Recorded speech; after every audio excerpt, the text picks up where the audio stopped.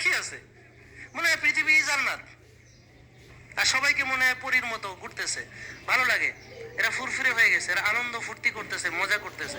ওই যে নিপা ওর বাহিনী নিয়ে আসছিল মিছিল করতে করতে, কি যে জেকে লাইফ স্টাইল, ওষুধ মুক্ত সুস্থ জীবন, তার এরা ভালো হইয়া মিছিল করতেছে। আর এরা সবকটা রুগী ছিল। নিপা নিজে এমন অবস্থায় ছিল যে ওরে প্যাম্পার্স পরে রেখে যাইতো, ওর হাজবেন্ড আইসা প্যাম্পার্স পরিষ্কার করতে হইতো, কারণ ওর লড়তে চড়তে পারতো না, টয়লেটে পর্যন্ত যাইতে পারতো না। তো ওর হাজবেন্ড পরে যাইতো, হাজবেন্ড এসে পরিষ্কার করতো। আর এখন সে বহু মহিলারে সে ব্যায়াম করায়। এবং নিপাকে চিনেন কিনা আপনারা? কে কে চিনে হাত তোলেন। তাহলে উনি এখন নিজেই আবার পরিচিত হয়ে গেছে। ওমা, আপনি যে এত বছর রুগী ডাক্তার দেখালেন 20 বছর, আপনারা কেউ চেনেন আপনার ডাক্তার ছাড়া। আর আমাদের যারা ভালো হয়েছে আলহামদুলিল্লাহ, পৃথিবীর অনেকেই তাদের চিনে, যারা আমাদের ভালো হয়েছে। জালাল ভাইরে কে কে চিনেন? হাত তোলেন, হাত তোলেন। হ্যাঁ দেখেন, অনেকে চিনে, দেখছেন? হ্যাঁ এরকম। রুহুল আমিন ভাইরে কে কে চিনে? এই তো দেখছেন, তো এরকম অনেকেই চিনে।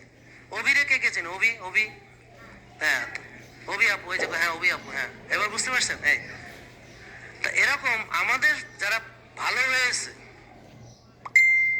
বুঝছেন, তাদেরও বহু মানুষ চিনে, তাদেরও অনেক ফলোয়ার আছে।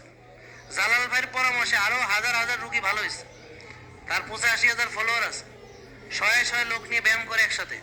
সে আগে মানে টয়লেটে বসতে হলে এক সাইডে ওর বউ ধরতো, এক সাইডে ছেলে ধরতো, নিয়ে টয়লেটে বসে হাত ধরে দাঁড়ায় থাকতে হতো, কারণ তা না হলে সে যদি পড়ে টরে যায়। এই অবস্থা থেকে এখন সে আলহামদুলিল্লাহ সুস্থ হইয়া, সেও একজন স্কুল শিক্ষক, সে কোনো ডাক্তার না, কিছু না।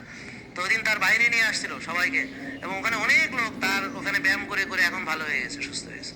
মানে শুধু ব্যায়াম করে ভালো হয়েছে তা না, মানে লাইফ স্টাইলটা মানছে আর কি।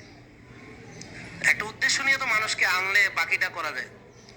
একটা উদ্দেশ্য নিয়ে একজনকে আনতে হয়, আইনা বাকিটা করানো যায়। ব্যায়ামের উদ্দেশ্যে চলেন সকালে ব্যায়াম করি, এখন ওখানে ব্যায়ামের বলতেছে যে আপনি এই খাবার খেতে হবে, ওটা খাওয়া যাবে না, এইভাবে ঘুমাতে হবে, ভোরে উঠতে তো হবেই, কারণ নাইলে ব্যায়াম করতে আসবে কেমনে? ফজরের পরে ব্যায়াম করতে গেলে তো ফজরে উঠতে হলে আর্লি ঘুমাইতে হবে। কি বুঝতে পারছেন? হ্যাঁ, তো এখন আস্তে আস্তে সে সব মেনে ভালো হয়ে গেছে। যদিও বলতেছে ব্যায়াম করে ভালো হয়েছে, আসলে না। ওরা এসে বলতেছে জালাল ভাইয়ের মাঠে গেছি ভালো হয়ে গেছে, আসলে কি মাঠে যেয়ে ভালো হয়েছে? না, মাঠে তো সবাই যায়, গরুও যায়, ছাগলও যায়, মানুষও যায়, কেউ তো আর ভালো হয় না। তা আসল কথা হলো মাঠে যে ভালো নেই হয়েছে মাইনা। আমার কথা